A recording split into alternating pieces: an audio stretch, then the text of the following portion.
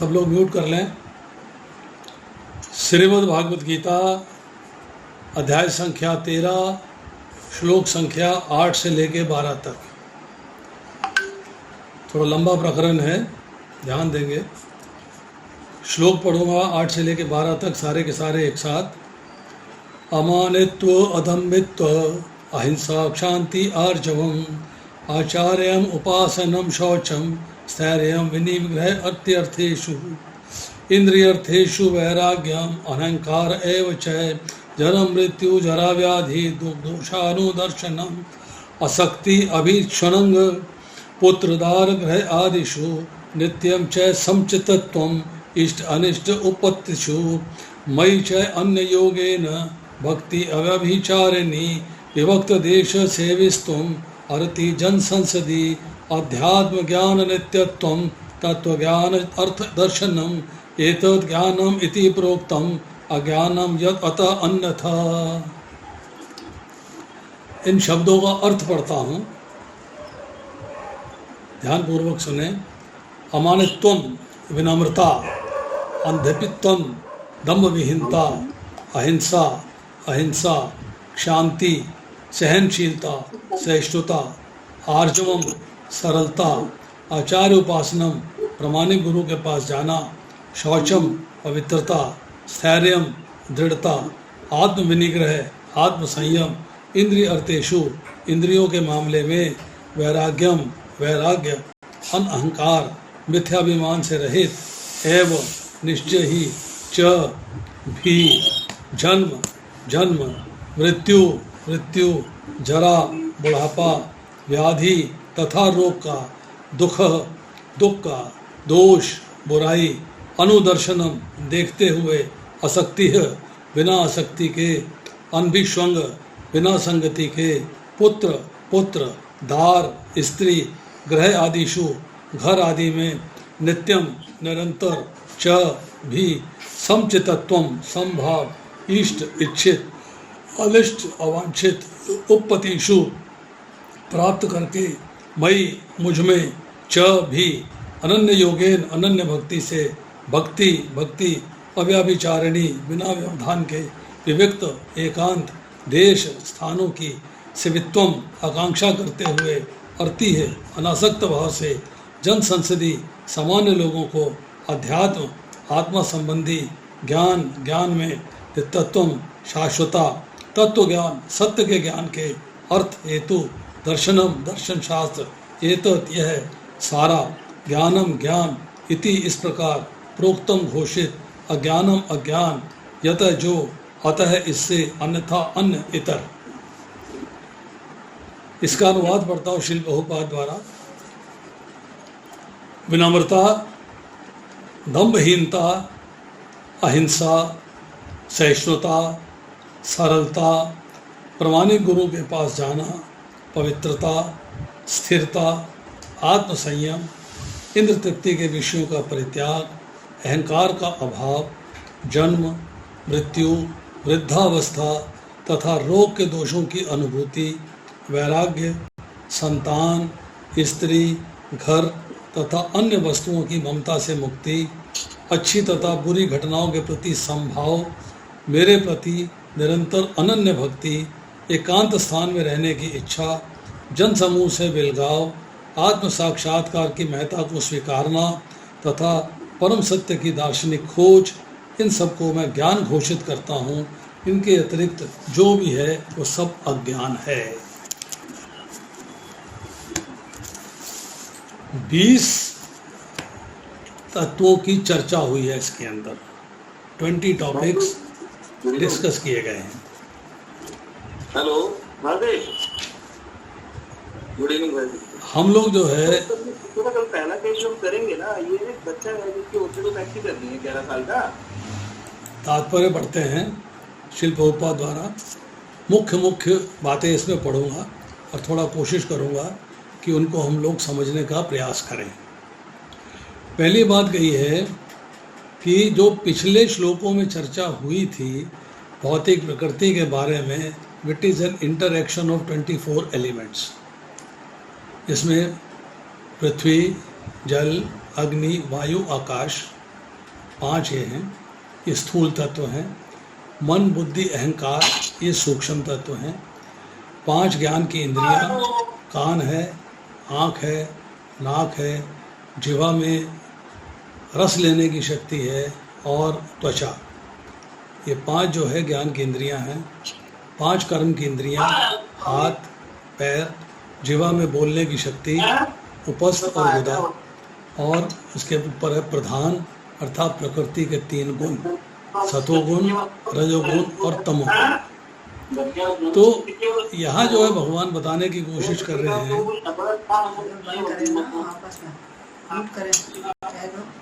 यहाँ बताने की कोशिश कर रहे हैं कि जो नॉलेज है, जो ज्ञान है, that is not a part of interaction of elements.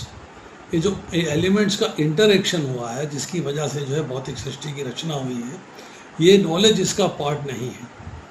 But knowledge takes you out of these elements. ये आपको, इस ज्ञान जो है आपको इन 24 एलिमेंट से बाहर लेके जाता है। अब फिर बताते हैं कि नॉलेज के 2 एस्पेक्ट हैं। एक है constant and unalloyed devotion to Krishna, मतलब शाश्वत है और भगवान की सेवा के प्रति कोई विचलित होने की बात नहीं है, दिव्य प्रेम है, अनअलॉयड है, कोई मिलावट नहीं है, कोई उसमें भ्रम नहीं। और दूसरा बताते हैं कि इस सारे कार्य को करने के लिए आपको बोनाफाइड स्पिरिचुअल मास्टर के पास जाना है, अर्थात प्रमाणिक गुरु के पास जाना है। देन एक बात जो इसमें मुख्य बताई गई है कि नॉलेज बिगिंस विद ह्यूमिलिटी, विनम्रता से। अगर हम भौतिक संसार में भी, मेडिकल कॉलेज में, इंजीनियरिंग कॉलेज में ज्ञान प्राप्त करने की कोशिश करते हैं, चाहे वो भौतिक ज्ञान है, उसमें भी हमें गुरु के प्रति विनम्र होना पड़ता है। You can't force upon him, you can't put A sword on his neck. गर्दन पे चाकू रख के, पिस्टल रख के आप ज्ञान प्राप्त नहीं करते हैं, आप विनम्र होकर ज्ञान प्राप्त करते हैं। तो यही बात जो है भगवान यहाँ बता रहे हैं कि नॉलेज बिगिंस विद ह्यूमिलिटी। अब what is the process of obtaining knowledge, ये बात यहाँ चर्चा आ रही है कि प्रोसेस क्या है, हमें उसके बारे में समझना चाहिए। अब यहाँ कहते हैं कि देहधारी आत्मा 24 तत्वों से बने आवरण के रूप शरीर में बंद रहता है। शरीर की रचना मैंने 24 तत्वों से आपके बताई। अब यहाँ पर ज्ञान की जिस प्रक्रिया का वर्णन है, उससे बाहर निकलने का साधन है। ज्ञान की प्रक्रिया के संपूर्ण वर्णन में 11वें श्लोक से प्रथम पंक्ति सर्वाधिक महत्वपूर्ण है। मही च अन्न योगेन भक्ति अभिचारिणी। ज्ञान की प्रक्रिया का अवसान भगवान के अनन्य भक्ति में होता है। अनन्य, अनन्य मीन्स किसी और की नहीं। भक्ति का अर्थ है भगवान की प्रेममयी सेवा। तो बिगनिंग कहाँ से होती है? बिगनिंग होती है भगवान की प्रेममयी सेवा से। अब यहाँ प्रभुपाद जी लिखते हैं, अतएव यदि कोई भगवान की दिव्य सेवा को नहीं प्राप्त कर पाता या प्राप्त करने में असमर्थ है तो शेष 19 बातें व्यर्थ हैं। मुख्य कार्य है अनन्य योगेन, मतलब अनन्य भाव से भगवान की भक्ति में लगना। हम कई बार सोचते हैं कि यही कार्य करें और कोई कार्य नहीं है। उसका एक प्रोसेस है, बड़ा सिंपल है। उस सिंपल प्रोसेस को सिंपल तरीके से समझेंगे। सिर्फ साइकोलॉजिकली माइंड में कुछ चेंजेस लाने हैं। जब चेंजेस लाएंगे तो ऑटोमेटिकली आप सही रास्ते पे चल पड़ेंगे, आपको कोई दिक्कत नहीं होगी, कोई परेशानी नहीं होगी। अब श्रीमद् भागवत में कहा गया है कि यस्यास्ति भक्ति भगवत कृत्या कंचना सर्वगुणैश्च समासते सुरा। जिसने भक्ति की अवस्था प्राप्त कर ली है उसमें ज्ञान के सारे गुण विकसित हो जाते हैं। तो इसके बारे में जो है हमें एक कथा मिलती है उपनिषद के अंदर कि एक गुरु ने अपने शिष्य को दूसरे गुरु के पास भेजा ज्ञान प्राप्त करने के लिए, क्योंकि गुरुकुल में भेजा जाता था। मैं कहा कि ठीक है, मेरा घर अकेला है, मैं यहाँ पे ज्ञान दे सकता हूँ, but I want this child to be in a school, in a gurukul. गुरुकुल में भेजा। गुरुकुल में जाने के बाद उस बालक ने जब गुरु से प्रार्थना करी कि मुझे आप ज्ञान दीजिए, तो गुरु ने कहा कि देखो ज्ञान दूंगा मैं, पर पहले तुम्हें सेवा करनी पड़ेगी। मैं कहा आप सेवा बताइए, मैं सेवा करूंगा।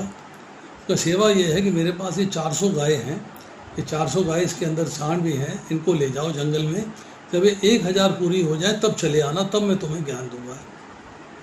तो शिष्य ने very happily accepted the things, और वो एक्सेप्ट करने के बाद जो है वहाँ से चला गया। वन में जाके उसने जो है सेवा करी गायों की, और जब 1000 गाय हो गई तो बड़ा खुशी खुशी वो गुरु जी के पास वापस आने के लिए तैयार है, और अब जाना चाहता है अपने गुरु के पास, क्योंकि अब उसे ज्ञान की प्राप्ति होगी, and is very happy about it. जब वो वहाँ रास्ते में होता है, एक जगह पे सोता है, सवेरे जब जागता है तो देखता है कि उसके अंदर पूर्ण ज्ञान जो है ऑटोमेटिकली आ गया है। वो हैरान हो जाता है कि ये ज्ञान मेरे पास कैसे आ गया, मैंने तो ज्ञान लिया नहीं, मैं तो गुरु के पास गया नहीं। तो भगवान जो है भगवद गीता में कहते हैं कि तेषाम एव अनुकंपा अर्थम अहम अज्ञान जम तमः नाश्यामी आत्मभावस्थ ज्ञान दीपेन भास्वता। मैं उन पर विशेष कृपा करने के हेतु उनके हृदयों में वास करते हुए ज्ञान के प्रकाशमान दीपक के द्वारा अज्ञान जन्य अंधकार को दूर करता हूँ। तो भगवान जो है वो ज्ञान को आपके अंदर रख देते हैं। ये इट दिस बिकम्स ऑटोमेटिक, कि जैसे ही आप भक्ति के अंदर लगते हो, भगवान की सेवा पूजा अर्चना में लगते हो, तो आपको ज्ञान की प्राप्ति होती चली जाती है। तो ये बात जो है ये हमें भगवद गीता के संदर्भ में मिलती है। यहाँ प्रभुपाद जी लिखते हैं कि आध्यात्मिक जीवन का शुभारंभ तभी होता है जब प्रामाणिक गुरु ग्रहण किया जाए। भगवान श्री कृष्ण यहाँ पर स्पष्ट कहते हैं कि ज्ञान की प्रक्रिया ही वास्तविक मार्ग है, इससे परे जो भी विचार किया जाता है वो व्यर्थ होता है। Means you have to learn, learning करें। अब कई व्यक्ति सोचता है कि भक्ति करनी है, उसका प्रोसेस है भक्ति करने का, उसमें ज्ञान की क्या आवश्यकता है, व्हाई शुड वन लर्न। ज्ञान की आवश्यकता इसलिए है कि ज्ञान प्राप्त करने से आपके डाउट्स रिमूव होते हैं, आपकी भ्रांतियाँ दूर होती हैं, आपके भ्रम दूर होते हैं, और हृदय का शुद्धिकरण होता है। Then you are able to decide, बुद्धि का प्रयोग करते हैं, आर्ट ऑफ डिस्क्रिमिनेशन, जिसे विवेकमयी बुद्धि कहते हैं, ये what is right and what is wrong, क्या ठीक है और क्या गलत है, क्या करना चाहिए क्या नहीं करना चाहिए, क्या कर्तव्य है क्या अकर्तव्य है, क्या सार है क्या निसार है, क्या करनी है क्या अकरनी है। मीन्स योर इंटेलिजेंस बिकम सात्विक in the mode of goodness. तब आप डिसीजन कर पाते हो कि मुझे क्या करना चाहिए क्या नहीं करना चाहिए, what is the right mode of action. तो ये ज्ञान का फायदा है। अल्टीमेट भक्ति है, भगवान की भक्ति है। ज्ञान एक साधन है, साधन के रास्ते आप भक्ति तक पहुंचते हैं। जब हम साधन की बात करते हैं तो साधन को अंडरस्टैंड करना बहुत ज़रूरी है, वाई साधन इज़ नेसेसरी। हम लोग हॉस्पिटल जाते हैं, गाड़ी में जाते हैं, बाहर गाड़ी पार्क करते हैं, अस्पताल में अंदर ओपीडी रूम में चले गए, वार्ड में चले गए, हॉस्पिटल में ओटी में चले गए, जहाँ भी हमें जाना है वहाँ चले गए। हम लोग कॉलेज जाते हैं, गाड़ी बाहर पार्क करते हैं, उसके बाद अंदर चले जाते हैं। तो गाड़ी हमारे वहाँ पहुँचने का साधन है, असली कार्य हमारा अंदर जाके होने वाला है। इसी तरह जब हम भक्ति मार्ग पर जाना चाहते हैं तो हमारा साधन क्या है, साधन है ज्ञान। ज्ञान से हमारा साधन, जिससे हमें ज्ञान मिलता है कि हमें क्या करना चाहिए, कैसे करना चाहिए और क्यों करना चाहिए। जब हम वो कर लेते हैं तो हम राइट डायरेक्शन में चल पड़ते हैं। अब यहाँ पर जो है जो शब्द दिए गए हैं, इन शब्दों का अर्थ समझने का प्रयास करते हैं। अमानित्व, इसका मतलब है विनम्रता, कि मनुष्य को अन्यों द्वारा सम्मान पाने का इच्छुक नहीं रहना चाहिए। He should honour the others, respect the others, not want their own honour. अपना रिस्पेक्ट नहीं चाहिए। अमाने ना मान देना कीर्तन ये सदा हरि, कि हमें अपने मान की चिंता नहीं करनी है, दूसरे के मान की चिंता करनी चाहिए। ये हमारे लिए आवश्यक है। अब हम जो है थोड़ा इसको समझने का प्रयास करते हैं कि ज्ञान प्राप्ति का जो मार्ग हमने बताया, 20 गुण बताए इसके अंदर। इसमें जो 17 गुण हैं वो ज्ञानी और भक्त दोनों के लिए हैं। 2 गुण हैं, एक है अध्यात्म ज्ञान नित्यत्वम, अर्थात आत्मा का शाश्वत ज्ञान, और दूसरा है तत्व ज्ञान और दर्शनम, अर्थात सत्य ज्ञान हेतु दर्शन शास्त्र का ज्ञान। नो द ट्रुथ, ये ज्ञानी के लिए है, ये उसके लिए है जो जिज्ञासु है, जो ज्ञान प्राप्त करना चाहता है उसके लिए है। और एक 20वां गुण है मयि च अनन्य योगेन भक्ति अव्यभिचारिणी, कि मेरे लिए अनन्य भक्ति बिना व्यवधान के ये भक्त के लिए है, कि आपको भगवान की भक्ति करनी है, उसमें कोई व्यवधान, कोई डिस्टर्बेंस, कुछ नहीं होना चाहिए। It has to be only for Krishna and no one else. बाकियों को आदर मान सम्मान देना है because they are also superior, but भगवान कहते हैं कि भक्ति केवल मेरे प्रति करनी चाहिए। इसलिए शब्द इस्तेमाल किया है मयि च अनन्य योगेन भक्ति अव्यभिचारिणी। तो अव्यभिचारिणी का अर्थ क्या है? व्याभिचार क्या होता है? व्याभिचार का अर्थ होता है, जिसे हम आम भाषा में कहते हैं कि हमने एक नॉर्मल जो सिद्धांत हैं लाइफ के, उनका उल्लंघन किया है। जैसे एक स्त्री किसी दूसरे पुरुष के साथ संबंध स्थापित करती है तो कहा जाता है व्याभिचारिणी है। और अगर एक पुरुष अपनी पत्नी को छोड़ के किसी दूसरे के साथ संबंध स्थापित करता है उसे व्याभिचारी कहा जाता है। मीन्स अपने को छोड़ के पराये के साथ संबंध को स्थापित करना शास्त्र के अंदर व्याभिचार कहलाता है। अब यहाँ पर अपना कौन है? हम भगवान के अंश हैं, तो हम भगवान हमारे अपने हैं, हम भगवान के हैं। अगर हम भगवान को छोड़कर किसी और से संबंध स्थापित करते हैं, रिलेशनशिप की डेप्थ है, आदर मान सम्मान देना भी रिलेशनशिप है, रिस्पेक्ट करना भी रिलेशनशिप है, उनको स्मरण करना भी रिलेशनशिप है, बट हमारी depth of relationship, deep relationship केवल कृष्ण के साथ होनी चाहिए। यही सारे शास्त्रों का निचोड़ है। तो भक्ति अव्यभिचारिणी मतलब भक्ति करनी है तो केवल कृष्ण के प्रति करनी है, बाकियों को रिस्पेक्ट, आदर, मान, सम्मान सब देना है। अब यहाँ पर आई चर्चा अमानित्व। अमानित्व का मतलब है अपने मान की कोई अभिलाषा नहीं, मैं श्रेष्ठ हूँ, मैं पूज्य हूँ, मैं सुपीरियर हूँ, मैं बॉस हूँ, मैं ये हूँ, मैं वो हूँ, ये नहीं। मैं बहुत बड़ा हूँ, इसका मान नहीं करना है। ह्यूमिलिटी मतलब आपके अंदर जो है विनम्रता होनी चाहिए, हम्बलनेस होनी चाहिए, वो आपके अंदर आना चाहिए। That is very important. अब आज के बाद आता है दूसरा शब्द अंदभित्वम। दम्भ। दम्भ मतलब क्या होता है? दम्भ का संस्कृत का शब्द है, इसका अर्थ है कि जो आप नहीं हैं वो आप दिखा रहे हैं। मीन्स जो आप नहीं हैं उसको आप दिखा रहे हैं। मैं बहुत विद्वान नहीं हूँ पर अपने आप को विद्वान शो कर रहा हूँ। मैं बहुत अमीर नहीं हूँ, अपने आप को अमीर शो कर रहा हूँ, ये दम्भ है। मतलब आपके अंदर अदम्भित्व का हो गया कि इसका अभाव, इट इज़ नॉट देयर, मतलब दिखावटीपन का अभाव है। आपके अंदर वो चीज़ नहीं है, आप जो हैं वही बता रहे हैं, जो हैं वही दिखा रहे हैं, आप उसके पार नहीं जाते। गुण ना होने पर गुण दिखाना, गुण कम है पर ज़्यादा प्रकट करना, लोग हंसेंगे तो सदाचार पवित्रता छोड़ देना कि लोग क्या कहेंगे, अरे ये तो भगवान का भक्त हो गया, अरे ये तो भक्ति करता है, अरे ये तो भगवान की सेवा में लगा हुआ है। अपनी पवित्रता, अपना जो रूल है, अपना जो सिस्टम है, अपना जो सदाचार है, उसको छोड़ देना कि लोगों को दिखाने के लिए, लोग क्या कहेंगे उसके ऊपर चलने के लिए। हम लोग जो कृष्णा कॉन्शियस हैं अनियन गार्लिक वगैरह नहीं लेते, पर अगर हम किसी पार्टी में जाते हैं, हम सोचते हैं कि यहाँ तो हम किसी को, कोई हमें देख नहीं रहा है, तो जो चुपके से खा लेते हैं तो वो गलत है। हमको वो नहीं, जो नहीं हूँ वो नहीं हूँ, जो हूँ वो हूँ। अब मेरे को जो है अपने आप को जो नहीं हूँ वो मेरे को नहीं दिखाना है, जो मैं हूँ वही मेरे को दिखाना है।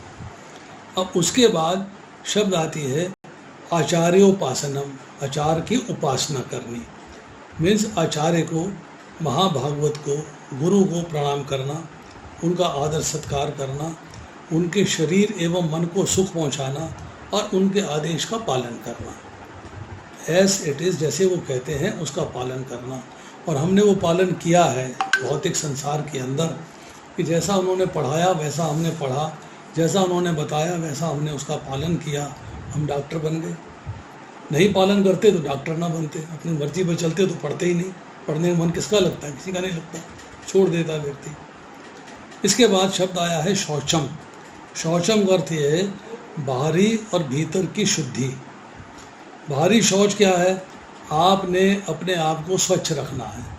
सवेरे उठते हैं, नॉर्मल रूटीन एक्टिविटीज़ हैं, वो शौच है, सफाई करना, नहाना धोना, ब्रश करना, ये सारी एक्टिविटीज़ जो हैं ये शौचम में कहलाती है। ये बाहर की शुद्धि है। भीतर की शुद्धि का मतलब है मन की शुद्धि करना, मतलब मन से बुरी बात का विचार नहीं करना। मन की शुद्धि करने के लिए मंत्र का उच्चारण करना। आप भगवान नाम के मंत्र का उच्चारण करते हैं जिससे आपके मन की शुद्धि होती है, ज्ञान प्राप्त करते हैं, हृदय की शुद्धि होती है जिससे। और शांडिल्य उपनिषद में ये बात कही गई है कि बाहर और भीतर की शुद्धि में झूठ नहीं होना चाहिए, कपट नहीं होना चाहिए। बुद्धि आपकी जो है वो स्थित प्रज्ञ होनी चाहिए। इसको शब्द इस्तेमाल किया यहाँ पर स्थैर्यम। स्थैर्यम का मतलब है बुद्धि जो है स्थित प्रज्ञ होनी चाहिए। स्थित means it is a fixed intelligence. यह सर्वत्र अनभिस्नेह तत्त प्राप्त शुभ शुभम ना विनंदती ना द्वेष्टि तस्य प्रज्ञा प्रतिष्ठिता। उसकी बुद्धि स्थित प्रज्ञ है, वो स्थित प्रज्ञ है जिसकी बुद्धि स्थिर है, जो सुख की प्राप्ति से हर्षित नहीं होता और दुख की प्राप्ति से विचलित नहीं होता। मतलब वो हर कंडीशन में एक समान रहता है। उसे पता है मेरे कर्तव्य क्या है, मेरी ड्यूटीज़ क्या है। स्थिति अनुकूल हो तब भी मैं वैसा ही हूँ, स्थिति प्रतिकूल हो मैं तब भी वैसा ही हूँ। There is no change in my systems. मेरे फॉर्मेट में, मेरे चेंज में कुछ नहीं है, स्थिरता है, विचलित नहीं होता है, अनन्य भक्ति में लगा रहता है, भगवान की भक्ति में लगा रहता है, भौतिक कार्य भी करता है, संसार में भी रहता है, परिवार भी चलाता है, सब कार्य करता है, सारा बैलेंस वो समझता है, ही अंडरस्टैंड्स। अब है आत्म विनिग्रह, keeping mind away from sense objects.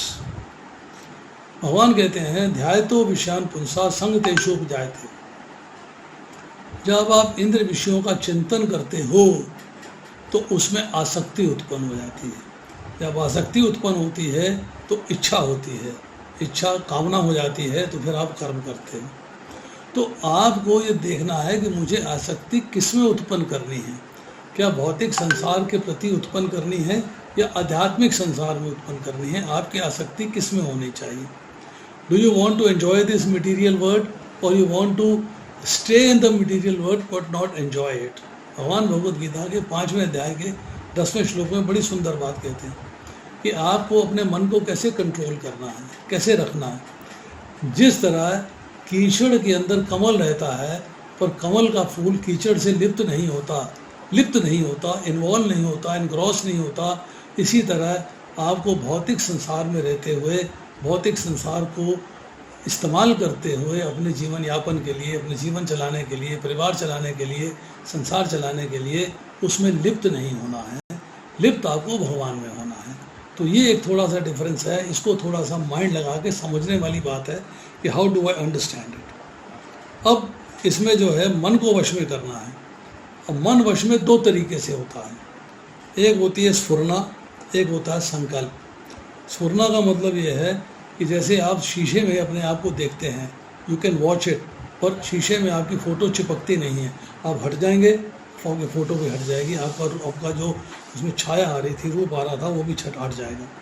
संकल्प का मतलब है जैसे कैमरा में फिल्म होती है कि आपकी फ़ोटो छप गई है, परंतु यहाँ संकल्प क्या है कि आपका किसी वस्तु में अटैचमेंट नहीं है। आपको स्फुरना हुई और संकल्प हुआ कि मेरे को इस वस्तु के साथ अटैच नहीं होना है, राग नहीं रखना है, क्योंकि ये मेरे को भक्ति से दूर ले जाएगी।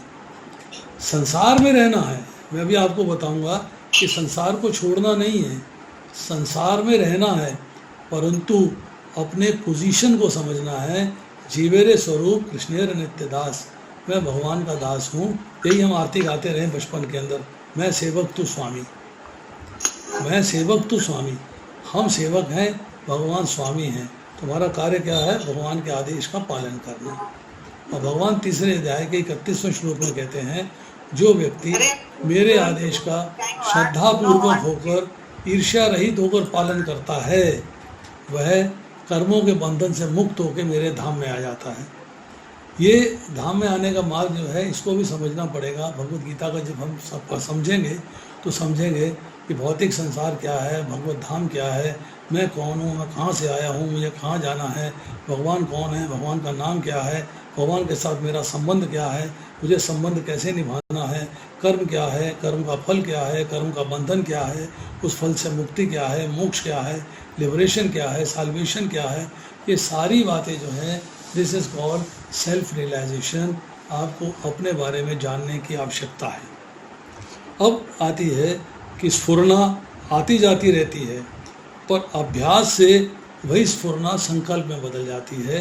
तब आपके मन के ऊपर वो बात पक्की हो जाती है, तब आप जो है इंद्रियों को इंद्र विषयों से दूर कर लेते हैं। जब हम मेडिटेशन करते हैं, जैसे ध्यान योग कहते हैं 6ठे अध्याय के अंदर, उसमें 4था स्टेप है प्रत्याहार।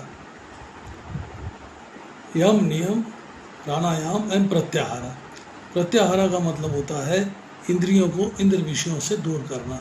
कि इंद्र विषय जो चीज़ें हैं, आँख का विषय रूप है, कान का विषय शब्द है, नाक का विषय गंध है, जिह्वा का विषय रस है, त्वचा का विषय स्पर्श है, ये सब जो है आपको अट्रैक्ट ना कर पाए भौतिक संसार में फंसाने के लिए। देखा, यस एसेंशियल है, एक्सेप्ट कर लिया, एसेंशियल नहीं है, डिस्कार्ड कर दिया, उसके पीछे पागल नहीं हो जाना। तो जब भी जो है आप संकल्प करते हो, तो आपको देखना है कि आप भौतिक आनंद का संकल्प कर रहे हो या आप आध्यात्मिक आनंद का संकल्प कर रहे हो, राग द्वेष से युक्त होकर संकल्प कर रहे हो या राग द्वेष से मुक्त होकर संकल्प कर रहे हो। This is to be understood very clearly. अब इसके बाद आता है शब्द इंद्रियार्थेषु वैराग्यम, मतलब इंद्र विषयों का परित्याग। जो मैंने बताया कि इंद्रियों को इंद्र विषयों से हटाना, वो विषय जो आपको भक्ति के मार्ग से दूर ले जाते हैं, उनसे आपको हटा देना। अनअहंकार, अहंकार का मतलब है अहंकार एवं अभिमान का अभाव। मैं बहुत बड़ा हूँ, अपने में अहंकार है, मैं बहुत विद्वान हूँ, मैं बहुत पढ़ा लिखा हूँ, मैं बहुत बड़ा हूँ, मैं बहुत अमीर हूँ, मेरे पास बहुत धन संपत्ति है, मेरे पास बहुत ज़मीन है, बहुत प्रॉपर्टी है, बहुत बेंगलोस है, बहुत फार्म हाउसेज हैं, तो उसका अहंकार नहीं करना है। This you have to understand very clearly. उसके बाद है जन्म मृत्यु जरा व्याधि दुख दोषानुदर्शनम, कि जन्म और मृत्यु के जो दुख हैं, जन्म होता है कहते दुख क्यों है, मृत्यु होती है दुख क्यों है, जरा बुढ़ापा आता है दुख क्यों है, व्याधि आती है दुख क्यों है, इन जन्म के दोष से प्राप्त होने वाले दुखों को समझना। देखिए, शास्त्र कहता है कि आपको मृत्यु कब आती है, जब आपका जन्म होता है, तो आपको बुढ़ापा कब आता है, जब आपका जन्म होता है, तो आपको बीमारी कब आती है, जब आपका जन्म होता है। तो मेन चीज़ हो गई है जन्म होना। जन्म आपको हो रहा है अपने कर्मों के फल से स्वरूप, जो आपने कर्म किए हैं उसके फल आपको मिलेंगे, आपको उसके अनुरूप आपको जन्म प्राप्त होगा। बट भगवान क्या कहते हैं, if you come to my abode आप ब्रह्म भुवना लोका पुनर्वर्तनो अर्जुना माम उपेत्या तो कौनते पुनर्जन्मना विद्यते। इस जगत में ब्रह्मा जी के लोक से लेके पाताल लोक तक सारे के सारे लोग दुखों के घर हैं, जहाँ जन्म और मृत्यु का चक्र लगा रहता है। किंतु हे कुंती पुत्र, जो मेरे धाम को प्राप्त कर लेता है उसका पुनर्जन्म नहीं होता। भगवान ने पुनर्जन्म की बात करी, पुनर्मृत्यु की बात नहीं करी, पुनर्जरा की बात नहीं करी, पुनर्बुढ़ापे की बात नहीं करी, उन्होंने व्याधि की बात नहीं करी। इसी तरह भगवान ने कहा है, न तद्भासते सूर्यो न शशांको न पावका है यद गत्वा है निवर्तन्ते तद्धाम परमम, कि मेरे स्वयं धाम में गया हुआ जीव लौटकर इस संसार में नहीं आता। मीन्स उसको मुक्ति प्राप्त हो जाती है, मोक्ष प्राप्त हो जाता है। और ये बात हमने सीखी, हम किसी के भी डेथ में जाते हैं, शोक सभा में जाते हैं, तो वहाँ लोग जो है सब प्रार्थना करते हैं कि हे भगवान, इस दिवंगत आत्मा को अपने चरणों में स्थान देना। अरे भगवान के चरणों में स्थान क्यों मांग रहे हो? उसका रीज़न यही है, अगर वो भगवान के धाम चला जाएगा तो लौट कर इस संसार में नहीं आएगा, उसका पुनर्जन्म नहीं होगा, उसको मुक्ति प्राप्त हो जाएगी। ये हम सबकी आकांक्षा रहती है, इच्छा रहती है, कोशिश रहती है कि जो भी जीव इस भौतिक संसार में मृत्यु को प्राप्त हुआ है उसको भगवान का धाम मिल जाए, जिससे उसे जो है बार बार जन्म और बार बार मृत्यु का चक्कर न झेलना पड़े। इसके बाद आता है शब्द अहिंसा। अहिंसा का मतलब है मन से, वाणी से, शरीर से किसी को भी दुख ना देना। आप किसी को कष्ट ना पहुंचाएं किसी भी तरीके से, वो जो है अहिंसा कहलाती है। ना मन से करनी है, ना वाणी से करनी है, ना शरीर से करनी है। परंतु कलयुग के अंदर एक भेद है। कलयुग में कहा गया है कि जो हिंसा मन से की जाती है उसका कोई इफेक्ट नहीं होता, उससे कोई फर्क नहीं पड़ता। आप अपने आप में सोचते रहिए और हिंसा करते रहिए। बट शास्त्र क्या कहता है, अगर आप मन में किसी बात को विचार लेते हैं तो आने वाले कल में कभी ना कभी वो फुसवड़ित होकर बाहर निकल आएगी, कभी कभी वो अपने एक्शंस में परिवर्तित हो जाएगी। इसलिए कोशिश करनी चाहिए कि मैं मन से भी किसी प्रकार की हिंसा नहीं करूं। अब हिंसा को 3 के तरह से बांटा गया है। There are 3 categories. एक है कृत, एक है कारित, एक है अनुमोदित। कृत का मतलब है मैं स्वयं हिंसा कर रहा हूँ। कारित का मतलब है मैं किसी से हिंसा करवा रहा हूँ। अनुमोदित का मतलब है मैं हिंसा का समर्थन कर रहा हूँ। मैं या तो हिंसा का समर्थन कर रहा हूँ, या किसी से करवा रहा हूँ, या मैं स्वयं कर रहा हूँ। आपने देखा होगा, सुपारी दे दी, उसको मार दो, तो दोनों को पनिशमेंट मिलता है। जिसने सुपारी दी है उसने भी, और जिसने मारा है उसने भी। एक है व्यक्ति खुद ही मारने लग जाता है, खुद ही हिंसा कर बैठता है, तो वो हो गया कृत। एक हो गया किसी से हिंसा करवाना कारित, और एक हो गया हिंसा का समर्थन करना, दैट इज अनुमोदित। अब हिंसा जो है 3 भाव से हो सकती है, 3 मूड में हो सकती है। क्या मूड है? क्रोध, लोभ और मोह। क्रोध में भी हिंसा आप खुद कर सकते हो, किसी से करवा सकते हो, समर्थन कर सकते हो। लोभ में भी आप स्वयं कर सकते हो, करवा सकते हो, समर्थन कर सकते हो। अनुमोदित भी आप कर सकते हो। तो हर कंडीशन के अंदर ये 3 भाव से होती है। उसके बाद हिंसा जो है 3 मात्रा में है, मतलब क्वांटिटी ऑफ हिंसा। एक मृदु मात्रा है, थोड़ा सा दुख दिया किसी ने, मृदु मात्रा। दूसरी है मध्य मात्रा, कि आपने किसी को थोड़े से ज़्यादा दुख दिया है। और तीसरी है अधिक मात्रा, कि आपने उसको जान से ही मार दिया।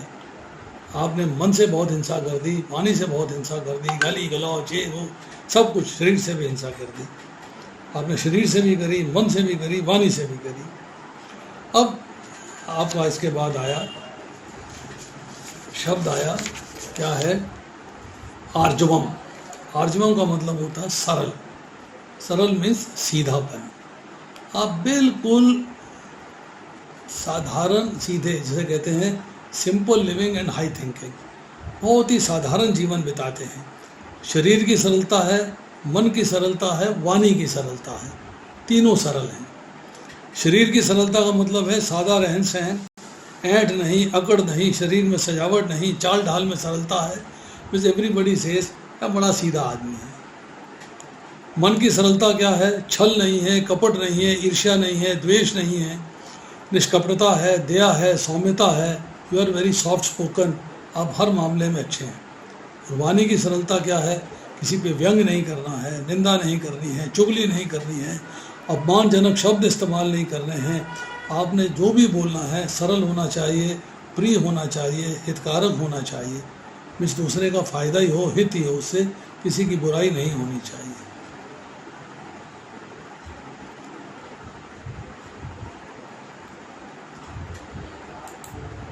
इसके बाद आती है शांति। शांति का अर्थ होता है क्षमा।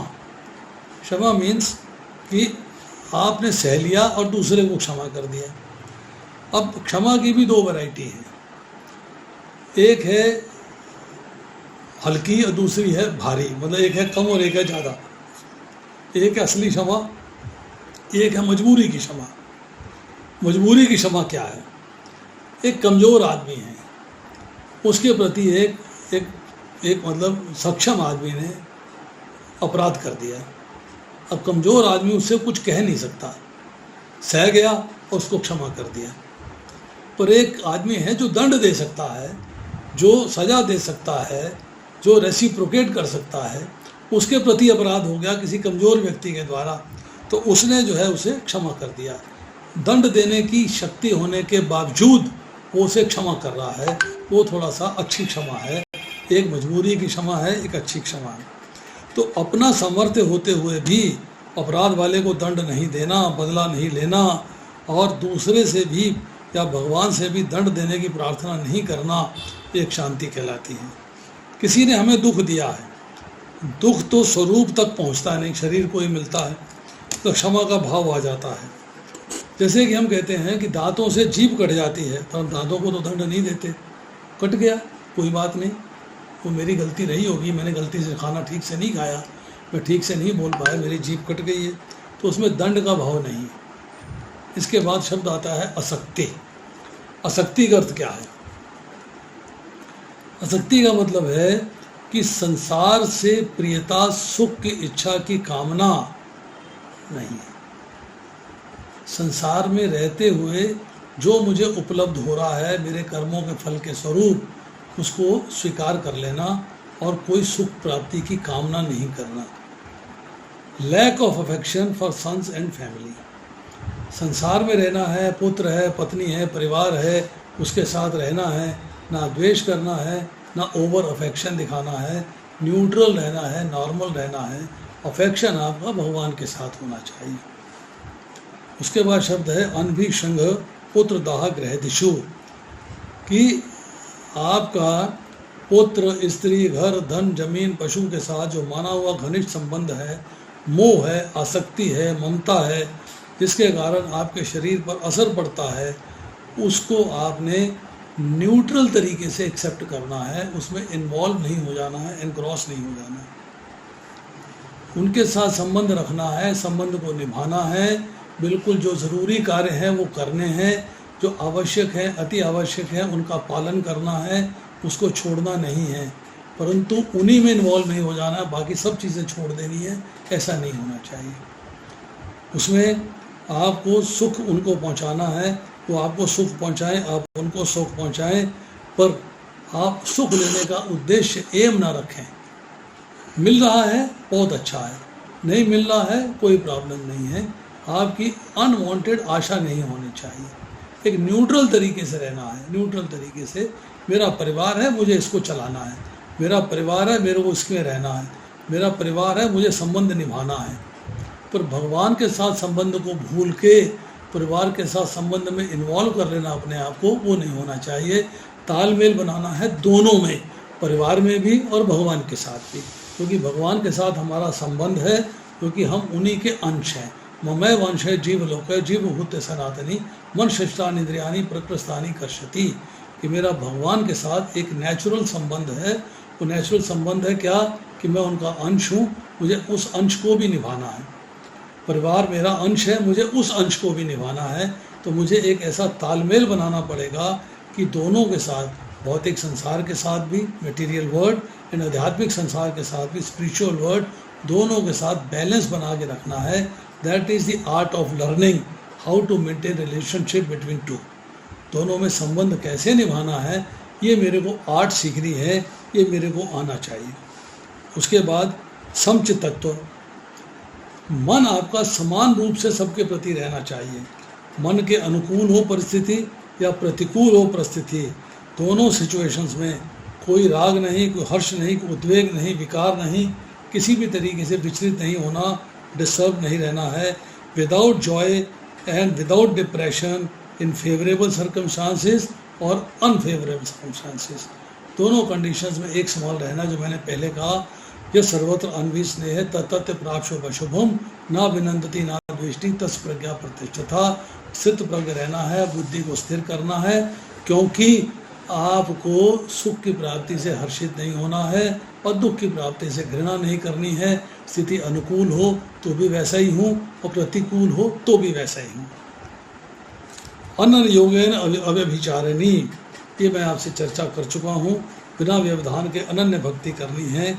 स्टैडी भक्ति, मेरे प्रति भक्ति होनी चाहिए, स्टैडी, अनएलॉयड, उसमें कोई मिलावट नहीं होनी चाहिए। विभक्त देश सेवितम, एकांत में रह के भगवान का चिंतन। अब इसका अर्थ ये नहीं है कि आप घर बार छोड़ के किसी गुफा में चले जाओ, वहाँ एकांत में रह के भगवान का चिंतन करेंगे, नहीं। आपको तत्व को समझना है।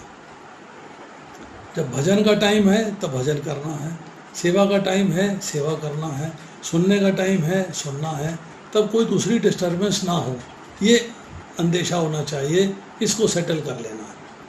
जैसे हम कहते हैं फ़ोन बजता है, मोबाइल फ़ोन सारा दिन बजता है और मैं पढ़ना चाहता हूँ तो मैं 1 घंटे के लिए मोबाइल को ऑफ़ कर दूँगा। मैं सुनना चाहता हूँ, लेक्चर सुनना चाहता हूँ, मैं 1 घंटे के लिए मोबाइल को ऑफ़ कर दूँगा, उसके बाद फिर स्टार्ट कर लूँगा। मैंने ये नहीं है कि उसको छोड़ दिया है, उसको त्याग दिया है। परिवार में रहते हुए, घर में रहते हुए आपको एक तरीके से एकांत समय होना चाहिए। एकांत स्थान, घर के किसी कॉर्नर में चले गए, जैसे हम लोग हैं, सारे लोग गप्पे लगा रहे हैं एक जगह बैठे हुए, ड्राइंग रूम में देखा जगह खाली है तो वहाँ चले गए, वहाँ जाके बैठ के कार्य कर लिया, आधा घंटा वहाँ बिता लिया। जो मुझे पढ़ना था, जो मुझे लिखना था, जो मुझे नोट्स तैयार करने थे, तो मैंने सबसे अलग होकर कर लिए, उसमें मुझे कोई डिस्टर्बेंस नहीं आई, मेरा काम आराम से हो गया।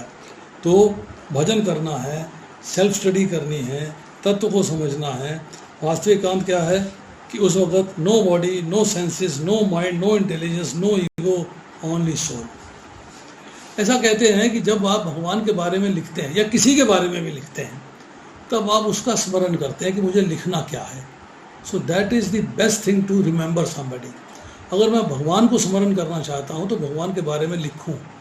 जब भगवान के बारे में लिखूँगा तो मुझे याद करना पड़ेगा कि मुझे लिखना क्या है, तो then remembrance of lord will be there, भगवान का स्मरण रहेगा। उसके बाद है अर्तिह जन संसिद्धि, कि सांसारिक कार्यों में, मनुष्य समुदाय में आपको अनासक्त रहना है, उनमें इन्वॉल्व नहीं हो जाना है। आपकी इन्वॉल्वमेंट दोनों तरफ होनी चाहिए, भगवान की तरफ भी और भौतिक संसार के प्रति भी। अब हम लोग हैं भक्ति में लगे हैं तो पॉलिटिक्स से दूर हैं, हमें पॉलिटिक्स में कोई इंटरेस्ट नहीं है, हम उसमें किसी पॉलिटिकल मीटिंग में नहीं जाते। लोग इनवाइट करते हैं, हम नहीं जाते, we are not interested in politics. हमारा इंटरेस्ट जो है भगवान में है, भगवान के लिए पढ़ रहे, घर चला रहे हैं, घर को चला रहे हैं, क्लिनिक चला रहे हैं, अपना काम धंधा कर रहे हैं, सारा कार्य कर रहे हैं, रिश्तेदारियाँ निभा रहे हैं, रिश्तेदारियों में जा रहे हैं, शादी ब्याह सब जगह जा रहे हैं, परंतु भगवान को भूले नहीं हैं। भगवान को भी स्मरण रखना है और संसार को भी स्मरण रखना है। उसके बाद है अध्यात्म ज्ञान नित्यत्वा, मतलब कॉन्टिन्यूअस डेलिबरेशन इन आत्मा। जो मैंने आपको बताया, मैं कौन हूँ, मैं कहाँ से आया हूँ, मृत्यु के बाद मुझे कहाँ जाना है, आत्मा क्या है, भगवान कौन है, शरीर क्यों मिला है, भगवान के साथ मेरा संबंध क्या है, भगवान के साथ संबंध को कैसे निभाना है, मेरे को जब यहाँ से कहीं जाना है, मृत्यु के बाद कहीं जाना है तो कहाँ जाना है, कर्म क्या है, बंधन क्या है, कर्म फल क्या है, मैं बंधन में क्यों बंधा हूँ और मुक्ति कैसे प्राप्त होगी, मोक्ष कैसे प्राप्त होगा, मुझे इन बातों का ज्ञान प्राप्त करना है। उसके बाद शब्द आता है तत्व ज्ञानार्थ दर्शनम, मतलब सत्य के ज्ञान के लिए दर्शन शास्त्र का ज्ञान। मतलब ये भगवान कहते हैं कि सब जगह मेरे दर्शन करो। भगवत गीता में चर्चा आती है 10वें अध्याय के अंदर, हमने पढ़ा है पीछे 10वें अध्याय के अंदर। मैं आपको जो उनके एग्जैक्ट शब्द हैं वो पढ़ के सुनाता हूँ तो आपको थोड़ा सा समझ में आ जाएगा। अर्जुन ने एक प्रश्न किया है।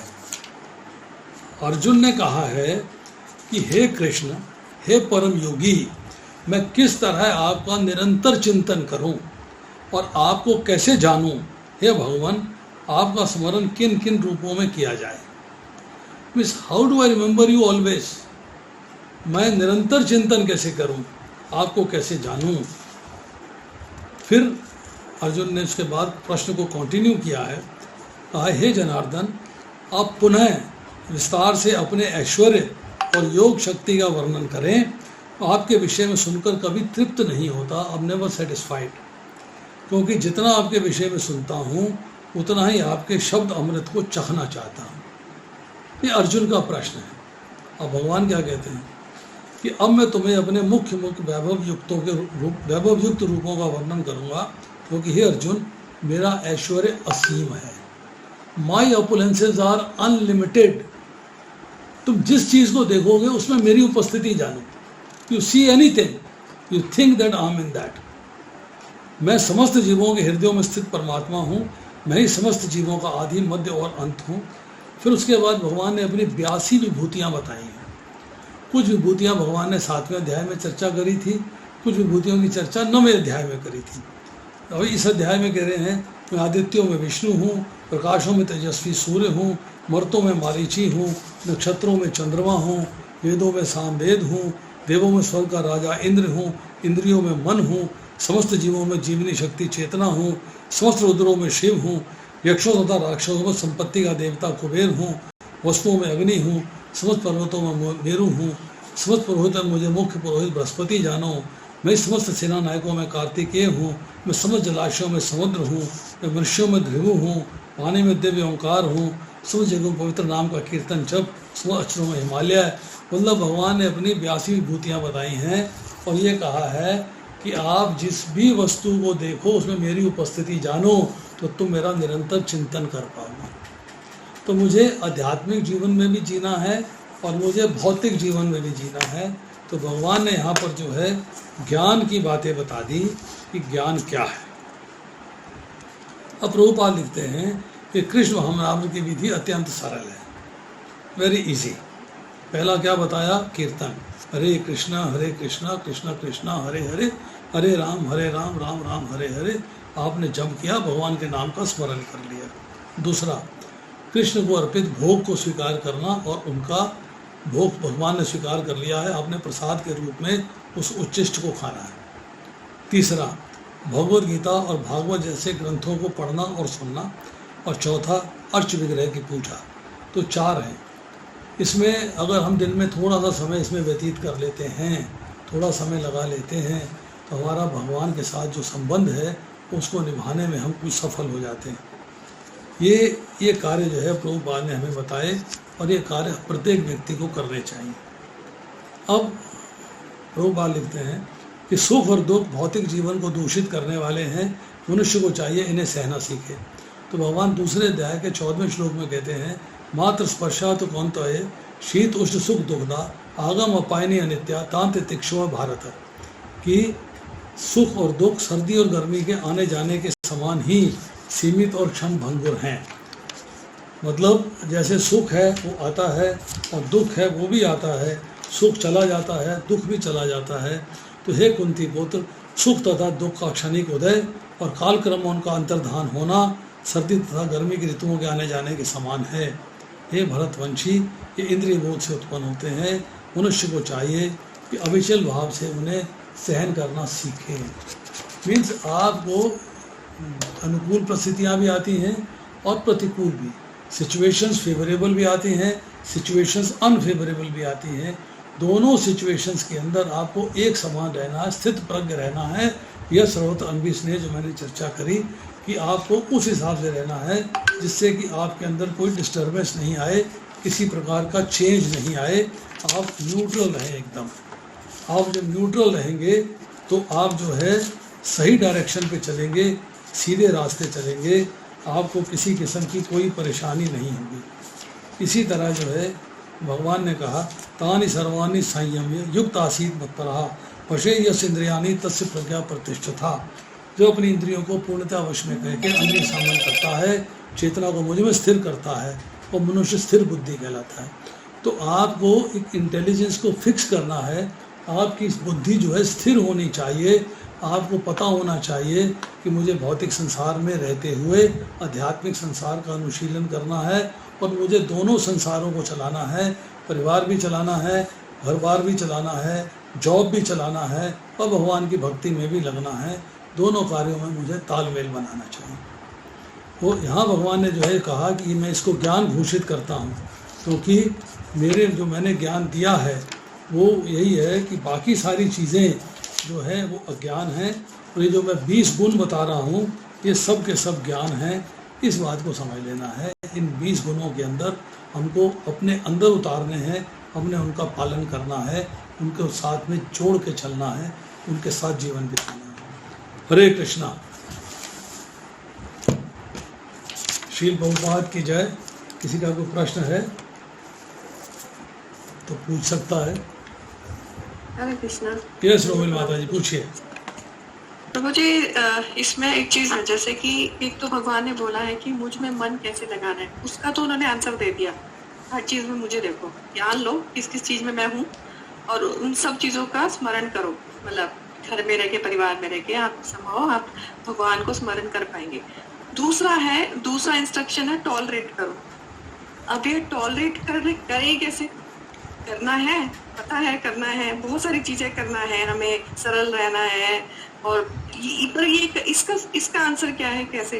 कोशिश तो हम करते हैं, पर ऑनेस्टली अभी हम उस लेवल पे है नहीं। मतलब अपनी, ठीक है, रिएक्ट नहीं करते हैं, टॉलरेट करते हैं, पर मन में लगता है कि बड़ी मुश्किल से टॉलरेट हो रहा है। हम कर तो रहे, पर बड़ी मुश्किल से टॉलरेट हो रहा है। इसका आंसर क्या है? इसका आंसर क्या भगवद गीता में है? टॉलरेट कैसे करना है इसका, जैसे कि मन लगाने का है। देखिए, दो प्रश्न आपने किए। हाँ जी। एक, भगवान के अंदर पूरा मन कैसे लगे, और दूसरा, मैं टॉलरेट कैसे करूं। ठीक है, मन लगाने की बात पहले करते हैं कि भगवान में मन कैसे लगेगा। एक माता का अपने बच्चे में मन कैसे लगता है? संतान है ना उसकी, उसमें मन कैसे लगता है? समझिएगा, बड़ा इंपॉर्टेंट पॉइंट है, क्योंकि उसको ये रियलाइजेशन हो गई है कि दिस इज माय चाइल्ड। उसको ये रियलाइजेशन है कि मेरी बच्चा है, ये मेरा बच्चा है, तो हर वक्त मन उसमें रहता है। आपने 6 महीने के बच्चे को, 8 महीने के बच्चे को अपने गोदी से उतारा और चारपाई पे बिठा दिया या बेड पे बिठा दिया, और आपने किचन के काम करने हैं, आपने घर की सफाई भी मेंटेन करनी है, आपने मेड से भी काम करवाना है। जिनके पास मेड नहीं है उन्हें खुद काम करना है, उन्हें कपड़े भी धोने हैं, उन्हें खाना भी बनाना है, उन्हें डस्टिंग भी करनी है, उन्हें कपड़े इस्त्री भी करने हैं, उन्हें घर के सारे कार्य करने हैं। पर हर कार्य करते हुए मन बच्चे में रहता है। बच्चा गिर नहीं जाए, बच्चा चोट नहीं खा जाए, बच्चे को प्रॉब्लम ना हो जाए, बच्चे के साथ कोई समस्या ना आ जाए। तो बच्चा रोना, जैसी बच्चे की रोने की आवाज़ आती है, सारे कार्य छोड़ के आप बच्चे की तरफ भागते हो, क्योंकि मन आपका बच्चे में है। दूसरा एग्जाम्पल और देता हूँ। आप, बच्चा 3 साल का हो गया, बच्चों के साथ खेलना चाहता है, 4 बच्चे बाहर खेल रहे हैं, आपका बच्चा भी बाहर खेलने चला गया। आप घर के काम कर रही हैं, या कथा सुन रही हैं, या कीर्तन कर रही हैं, या घर के काम कर रही है, रूटीन एक्टिविटीज़ चल रही है घर की। अब वो घर के कार्य करते हुए बच्चे में आपका ध्यान रहता है कि बच्चे को बाहर दूसरे बच्चे मार ना दें, बच्चा कहीं गिर नहीं जाए, सड़क पे नहीं चला जाए, पार्क में निकल गया तो कहीं झूले पे नीचे ना गिर जाए। आपका ध्यान बच्चे में रहता है। और किसके बच्चे में रहता है? अपने बच्चे में रहता है, दूसरों के बच्चे में नहीं रहता। इसका मतलब ये है कि इसका निष्कर्ष क्या है? इसका निष्कर्ष एक ही है कि you understand your relationship with your child, कि इट इज़ माई चाइल्ड, ये मेरा बच्चा है। और उसके अंदर आपका मन जो है हमेशा तैयार रहता है, आपका मन उसके अंदर रहता है। इट इज़ माई चाइल्ड, तो आप उसके लिए केयरिंग रहते हो, उसका ध्यान रखते हो, उसका ख्याल रखते हो। जब आप बच्चे के साथ अपना संबंध समझते हो कि इट इज़ माई चाइल्ड, तब आप उस कार्य को करते हो। भगवान कहते हैं, मन मना भव मद भक्तो मध्याजी माम नमस्कुरु। मध्याजी मतलब आपने ये समझ लिया कि मैं भगवान का हूँ, भगवान मेरे हैं, भगवान के साथ मेरा एक संबंध है। उस संबंध को जब आप समझ लेंगे, you understand the relationship with him, जब आपने वो रिलेशनशिप समझ लिया है, तो क्या होगा कि आपका मन भगवान से हटेगा नहीं, आपका मन हमेशा भगवान में लगा रहेगा। आप कोई भी कार्य कर रहे हो, मन में भगवान रहेंगे। आप कोई एक्टिविटी कर रहे हो, भगवान में ध्यान रहेगा आपका, भगवान में ध्यान रहेगा। ये नहीं कि आपने सारी एक्टिविटीज़ छोड़ दी हैं, हमने एक्टिविटीज़ नहीं छोड़ी हैं, आप स्मरण करते हो। अब मैं प्रैक्टिस करता हूँ, मेरे बाएं हाथ में भी, जब मैं पेशेंट की तरफ बाएं हाथ को टर्न लेता हूँ, इधर बैठ के मरीज़ देखता हूँ, सामने भगवान की फ़ोटो लगी, ऐसे बैठ के देखता हूँ, सामने भगवान की फ़ोटो लगी, तो मेरे मन में भगवान उस वक्त समाये रहते हैं। मरीज़ को देखता रहता हूँ, उसकी हिस्ट्री पूछता हूँ, उसकी सोशल हिस्ट्री पूछता हूँ, पर्सनल हिस्ट्री पूछता हूँ, सिम्टम्स पूछता हूँ, सारे कार्य करता हूँ। उसके बाद उसे एग्जामिन करता हूँ, फिर प्रिस्क्रिप्शन लिखता हूँ, और सामने मेरे मन में भगवान बसे रहते हैं। यस, जो भगवान का स्मरण करते हुए, भगवान को याद करते हुए कार्य करता हूँ। मीन्स मैंने एक प्रोसेस अडॉप्ट कर लिया है। ये थोड़ा है कि मैंने भगवान की फ़ोटो लगा दी तो मरीज़ नहीं देखूंगा, मरीज़ की हिस्ट्री नहीं पूछूंगा, मरीज़ का पूछूंगा नहीं तेरी सोशल हिस्ट्री क्या है, पर्सनल हिस्ट्री क्या है, सब पूछूंगा, मरीज को एग्जामिन करूंगा। परंतु मेरे सामने भगवान विराजमान है, सामने 2 फोटो लगी राधिका रमन जी की, बाएं में लगी राधा श्याम सुंदर जी की, तो उस जहाँ भी मेरा ध्यान जाता है भगवान की तरफ जाता है। You have to adopt the process कि मन से आपके भगवान का स्मरण रहे हर वक्त। अब दूसरी बात हुई कि विचलित हुए बिना सहने का अभ्यास करें। विचलित आदमी कम होता है, विचलित होता है तब, जैसे बताया, या तो सुख की प्राप्ति हो गई, हाँ आनंद आ गया, विचलित हो गए, भूल गया सब कुछ, भगवान को भूल गए, या दुख की प्राप्ति हो गई तब भगवान को भूल गए। हम लोग क्या कहते हैं, जब सुख की प्राप्ति होती है तो मेरी वजह से हुआ, आई एम द मास्टर, मैंने मेहनत करी, सुख मिला। दुख प्राप्ति हुई तो मैंने नहीं करी, तब भगवान ने दे दिया। हमने जब ये पढ़ा है कर्मण्येवाधिकारस्ते माँ फलेषु कदाचन माँ कर्म फल हेतु भूमात संगस्तु अकर्मणि, कि मैंने ये समझ लिया कि भगवान कहते हैं तेरा कर्म करने का अधिकार है, because I have given you independence of will, मैंने तुझे स्वतंत्र इच्छा का अधिकार दिया है, इंडिपेंडेंस ऑफ विल है, तो तू जैसा कार्य चाहे वैसा कर सकता है, चॉइस तेरी है, चॉइस लाइज विद यू, पर उसका फल देने का अधिकार मेरा है, फल मैं दूंगा। अब हम ये लेके चलते हैं कि हमारे कुछ कर्मों के फल हैं जो हमें अच्छे फल मिल रहे हैं, कुछ कर्मों के फल हैं जो बुरा समय लेके आ रहे हैं। अगर वो हमारे कर्मों के फल हैं जो बुरा समय आ रहा है तब भी विचलित नहीं होना, यार बुरा समय आया, मैंने कर्म किए होंगे, आगे ना करूँ ऐसे। आगे डेस्टिनी क्या है, डेस्टिनी है कि जो आप कर्म करते हैं उनके फलस्वरूप जो आपका फल मिलना है वो डेस्टिनी है, और जो कर्म फल भोगे हैं वो डेस्टिनी आज हमें मिल रही है। तो डेस्टिनी क्रिएट कर रहे हैं, डेस्टिनी को भोग रहे हैं। तो मेरे को अगर आज दुख मिलता है, दुख का कष्ट होता है, तो मैं उससे विचलित नहीं होता, यार मेरी, अब मैं आपको बताता हूँ, यू विल बी सरप्राइज्ड, आपने देखा भी होगा, मैं अपना एग्जाम्पल देता हूँ। मुझे पता लगा कि मेरे को सीढ़ी चढ़ने पे सांस फूल जाता है। हम 72 ईयर्स ऑफ एज, मेरे कलीग्स बैठे हुए हैं यहाँ पर, डॉक्टर निखिल कौशिक हैं, डॉक्टर सतीश हैं, डॉक्टर टी.के. वर्मा हैं, they know all of the same age, साल 2 साल मेरे से बड़े होंगे या मेरे बराबर होंगे। मैंने अंदाज़ा लगाया कि भैया मेरे कार्डियक प्रॉब्लम है, कॉरोनरी आर्टरी डिजीज़ है, मेरे को सांस फूल जाता है, मेरे को ऊपर जाके थोड़ा सा रोनेस आ जाती है चेस्ट में, मुझे 2-3 मिनट आराम करना पड़ता है, आराम करने के बाद मुझे रिलीफ मिल जाता है। आई वेंट फॉर इन्वेस्टिगेशंस, उन्होंने बताया कि आपको जो है एओर्टिक स्टेनोसिस भी है और मॉडरेट टू सीवियर है। मैंने कहा कोई बात नहीं, करेंगे काम। मैं उसके लिए विचलित होकर बैठ नहीं गया, मैं रेगुलरली लेक्चर्स कर रहा हूँ।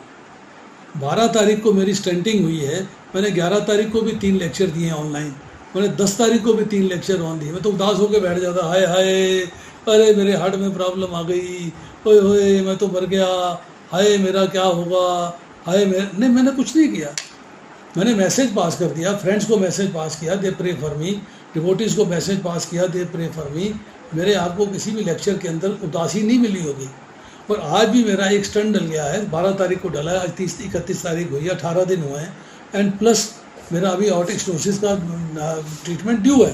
मैं फिर भी रोज़ लेक्चर कर रहा हूँ, कभी 2 कर रहा हूँ, कभी 1 कर रहा हूँ, कभी 3 कर रहा हूँ, प्लस अपने पेशेंट्स भी देख रहा हूँ, घर भी चला रहा हूँ। तो विचलित नहीं होना है।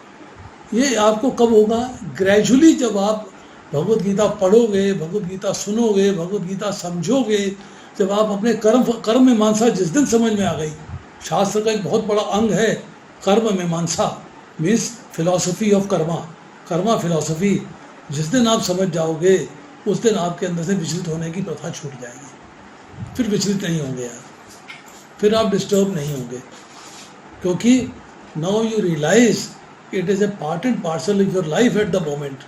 तब दिक्कत नहीं आएगी आपकी, वो आपको लर्न करना पड़ेगा। In gradual course of time you will learn the things.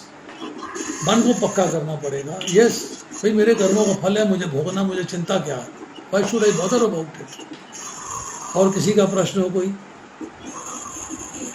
Thank you so much बाबू जी। यस, दिलीप माथुर जी बोलिए।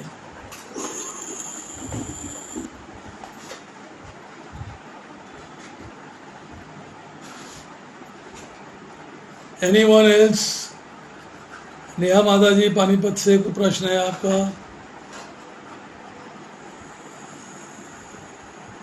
रचना माता जी को सवाल, आदनी माता जी को सवाल, डॉक्टर विक्रम। हरे कृष्णा प्रभु जी। यस प्रभु जी, सवाल तो वही डेली रूटीन का ही है, जैसे अभी माता जी ने बोला कि चीजों को कैसे टॉलरेट करें। चलो हम विनम्र रह के टॉलरेट कर भी देते हैं, पर कई बार कुछ लोग लाइफ में ऐसे होते हैं कि जिनके द्वारा हमारे साथ कुछ गलत किया गया, वो दिल में कहीं ना कहीं बैठ जाता है। मुझे पता है आपने बोला था कि अगर कोई हमारे साथ बुरा करता है तो हमें खुश होना चाहिए, वो हमारे पूरे कर्म फलों को काट रहा है। लेकिन कई बार हम कई लोगों को माफ नहीं कर पाते हैं, कितना भी चाह ले, कितनी भी कोशिश कर ले, पर नहीं हो पाता है। कुछ लोगों को हम कभी माफ नहीं कर पाते हैं। देखिए, तो उसको करें। मैंने आपको पीछे एग्जाम्पल भी दिया था। ये आज से कोई 6 महीना पुरानी बात है। मैं ईस्ट ऑफ कैलाश मंदिर में लेक्चर दे रहा था। जी जी। लेक्चर दे रहा था तो एक माता जी आई मेरे पास, रोने लगी बैठ के। लेक्चर के बाद की बात है। कहने लगी मैं बड़ी सुखी हूँ, मेरा पति बड़ा अच्छा है, मेरे बच्चे बड़े अच्छे हैं, पर मेरे को दुख बहुत है। मतलब सुखी भी हो दुख भी हो, क्या हो गया भाई, क्या परेशानी? कहती मेरे घर में मेरी देवरानी है, मुझे जीने नहीं देती। कंबाइंड फैमिली है, मुझे रुलाती रहती है, ताने कसती रहती है, डायलॉगबाजी करती, ये करती वो करती, दुनिया भर की प्रॉब्लम। मैं इतनी विचलित हो जाती हूँ, मेरा दिल करता है मैं आत्महत्या कर लूँ, मर जाऊँ जाकर। तो मैंने उसे एक ही बात बताई। मैंने कहा तुम्हारे अच्छे कर्म हैं जो तुमने किए हुए हैं, जिसकी वजह से तुम्हें जो है अच्छा पति मिला है, अच्छे बच्चे मिले। और तुम्हारे जो बुरे कर्म है उसको कौन भोगेगा? वो भुगतवाने के लिए कौन आएगा? कोई तो भुगतवाएगा तुम्हें, कि अपने आप कैसे भोग लोगी? तो उस भुगतवाने के लिए तुम्हारी देवरानी तुम्हारे घर में आ गई है। वो तुम्हारे को टॉन्टिंग करती है, डायलॉगबाजी करती है, कमेंट्स मारती है, तुम्हें तंग करती है। तो उसको धन्यवाद करो, भैया तो मेरे कर्म फल भुगतवा रही है, वेरी गुड वेरी नाइस। उसको रेसिप्रोकेट मत करो, उसे जवाब मत दो, यू डोंट आंसर हर। 3 महीने के बाद आई, मैं बड़ी खुश हूँ। मैं क्या जी, मैंने आपकी बात मान ली है, अब मैं बड़ी खुश हूँ, अब मैं रेसिप्रोकेट नहीं करती है, वो नॉर्मल होती जा रही है, कर्म फल भुगत गए। ये आपको अपने मन के अंदर चेंज लाना पड़ेगा। मैं अशोक विहार में लेक्चर दे रहा था, आज से 15 साल पुरानी बात है।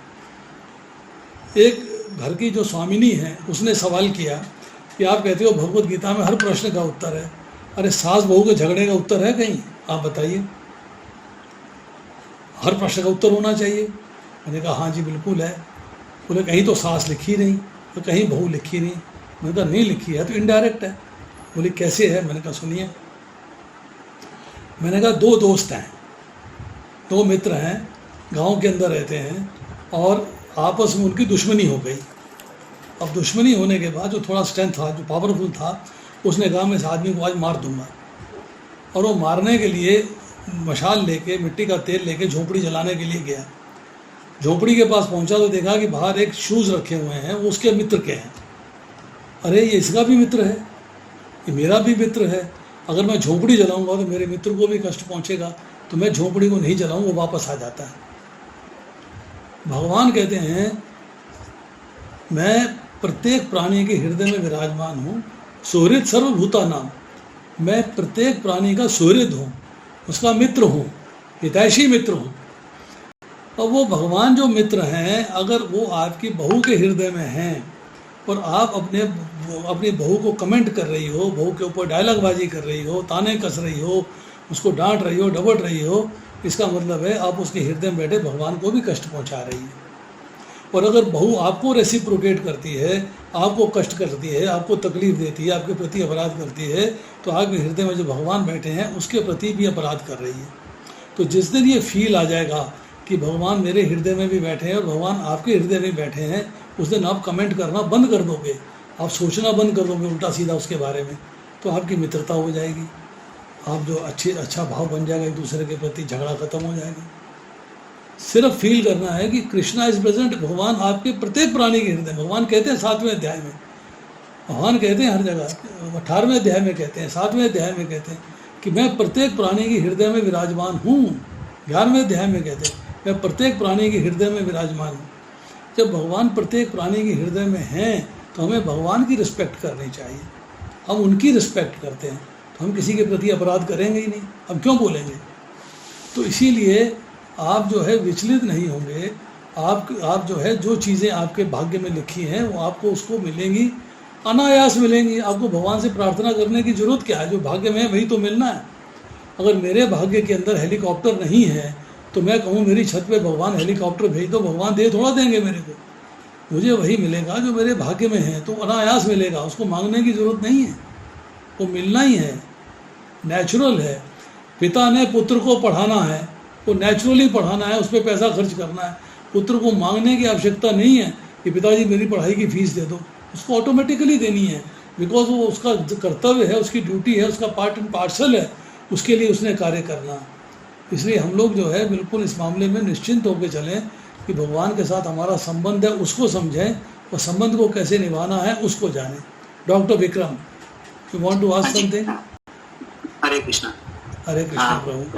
तो प्रभु जी, मैं तो वैसे सर्जन हूँ और मेरी मदर गायनेकोलॉजिस्ट है। उन्होंने 30-35 साल प्राइवेट प्रैक्टिस करी और ये नहीं देखा कोई गरीब है अमीर है, सबकी सेवा करी, दिल से सेवा करी। हम लोग तब छोटे थे, मेरा तो जीवन हॉस्पिटल में ही निकला, तो मतलब उन्होंने कोई कसर नहीं छोड़ी, किसी के भी कभी किसी को दुख नहीं दिया, फ्री में इलाज के सब कुछ किया। अभी अनफॉर्चुनेटली उनकी स्पाइन की सर्जरी हुई थी वेदांता में, शी अंडरवेंट मल्टीपल सर्जरी, जो last surgery was in September. उसके बाद she bedridden and she is admitted in my hospital, so I can not see her in pain, मतलब शी इज सीरियस। डेली प्रार्थना करते हैं कि वो ठीक हो, बट वो दुख नहीं देखा जाता। देखिए, हम लोग प्रेयर्स कर सकते हैं, मेडिसिन दे सकते हैं, सर्जरी कर सकते हैं, हम लोग केयर ले सकते हैं, बट भोगना तो उनको है, उनके कर्मों का फल है। हम हेल्पर हैं, हम हेल्प कर सकते हैं, परंतु भोगना उन्हें है। धृतराष्ट्र ने एक सवाल किया, उसने कहा कि मेरे 100 पुत्रों की हत्या मेरे सामने हो गई, मारे गए, उनका वध हो गया, मेरा क्या पाप कर्म किया था, मेरा क्या दोष था, मैंने क्या किया था? तो उसको उत्तर मिलता है कि आज से 50 जन्म पूर्व तुमने एक पक्षी के 100 पुत्रों का वध किया था, वो इस जन्म में तुमको 100 पुत्र हुए हैं तो उनका वध हुआ। उसने कहा 50 जन्म क्यों, अगले जन्म में क्यों नहीं हो गया, उसी जन्म में क्यों नहीं हो गया? तो उसको उत्तर मिला कि पुत्र की प्राप्ति बड़े पुण्य कर्मों से होती है, वो पुण्य कर्म जमा करने में, संचित करने में तुम्हें 50 जन्म लगे हैं, और 50 जन्मों के बाद इस जन्म के अंदर तुम्हारे 100 पुत्र हुए हैं, उनका वध हुआ है। तो वी एग्री, कष्ट है, तकलीफ है, परेशानी है, सब कुछ है, but one has to tolerate. Toleration की सिवाय अब डॉक्टर जो है अल्टीमेटली क्या कहते हैं, I am a doctor, you are a doctor, other doctors also sitting here, तो क्या कहते हैं भाई, now the things are out of our hands, हम जितना कर सकते थे हमने कर दिया है, the best possible we have done, the rest is up to God. बाकी जो वो करना है, जो अटैचमेंट है बिल्कुल है, अटैचमेंट है, उसको छोड़ नहीं सकते हम। पूरी लाइफ फ्लैशबैक में चलेगी, 1 सेकंड के अंदर वो अटैचमेंट हम भूल नहीं सकते, वो अटैचमेंट को हम छोड़ नहीं सकते। That attachment has to be there, उसको आप छोड़ नहीं सकते हैं, उसको रखना है, because after all she is your mother. आप उनको छोड़ नहीं सकते हैं बिल्कुल, आपको उनके साथ अटैचमेंट रखनी है, सेवा करनी है। आफ्टर उनके हृदय में भगवान बैठे भाई, उनकी सेवा क्यों नहीं करोगे आप? बिल्कुल करोगे। You are attach to her, sentiments भी इन्वॉल्व होंगे, रोना भी आएगा, आंसू भी बहेंगे, सब कुछ होगा, पर सब कुछ होते हुए भी मेरे को भगवान से प्रार्थना करनी है कि इनको सुख और शांति प्रदान करें, इनको सुख और शांति प्रदान करें। यही मैं रिक्वेस्ट कर सकता हूँ। आपके जो मित्र हैं वो भी रिक्वेस्ट कर सकते हैं भगवान से, प्रेयर्स कर सकते हैं, प्रेयर्स ही कर सकते हैं। आपके डिवोटी फ्रेंड्स हैं वो भी प्रेयर्स कर सकते हैं, कॉलेज फ्रेंड्स हैं, स्कूल फ्रेंड्स हैं, हॉस्पिटल फ्रेंड्स हैं, डॉक्टरी फ्रेंड्स हैं, वो भी प्रेयर्स कर सकते हैं। प्रेयर्स के अलावा हमारे पास और है क्या? बाकी हम मेडिकल केयर दे सकते हैं, हॉस्पिटल केयर दे सकते हैं, नर्सिंग केयर दे सकते हैं, हम उनको जो फैमिली केयर दे सकते हैं, सोशल केयर दे सकते हैं, मॉरल सपोर्ट कर सकते हैं, यही तो कर सकते हैं। इससे ज़्यादा क्या कर सकते हैं? उससे पीछे नहीं हटना है, वो तो करना ही करना है। That is essential part of our life. Thank you. Hare Krishna प्रभु जी। यस प्रभु।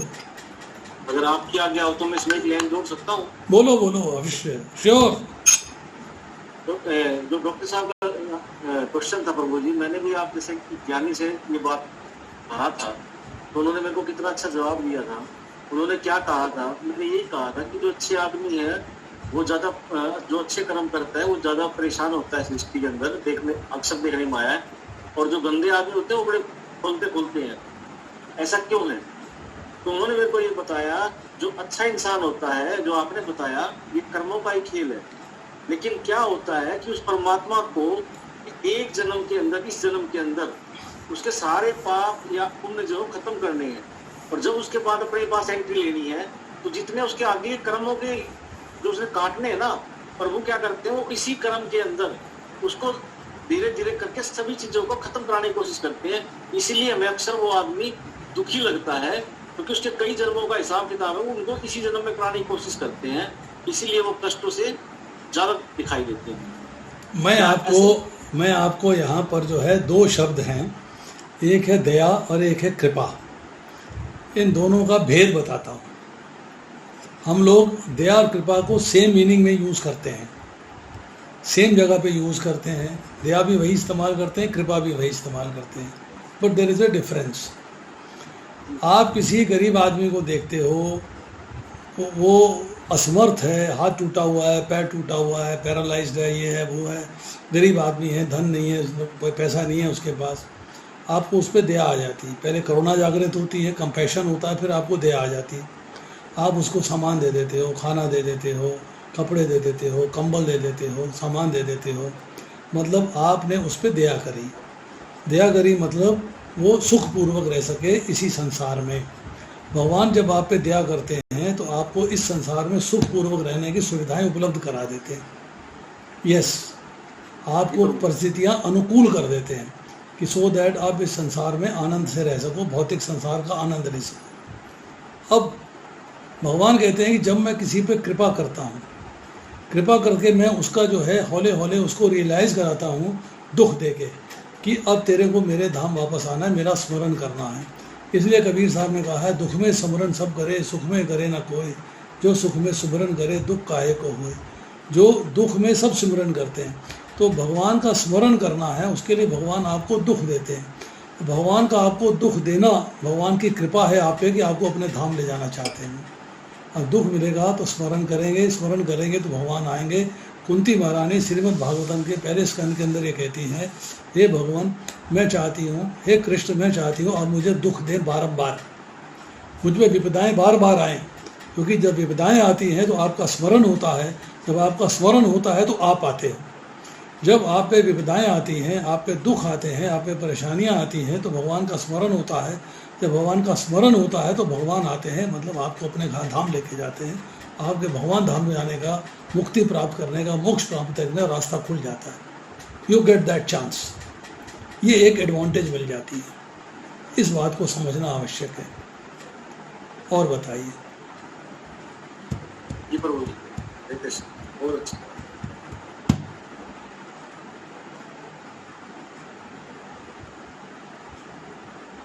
बहुत रोचक और ज्ञानवर्धक आपका प्रवचन रहा प्रभु।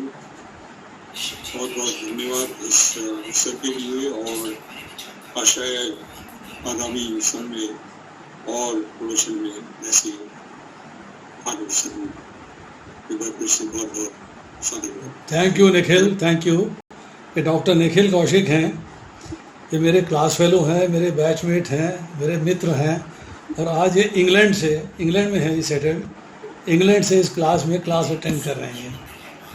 तो मैं इनका बड़ा बड़ा धन्यवाद करता हूँ कि इन्होंने मुझे सुना। अच्छी अच्छी बातें बताई आपने, और उन लोगों का भी जो आपके साथ इस संध्या में जुड़े रहे, तो सबको बहुत बहुत शुभकामनाएं और साधुवाद।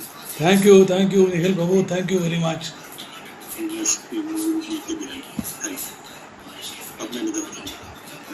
Thank you. डॉक्टर विक्रम, आप कहाँ पर हैं?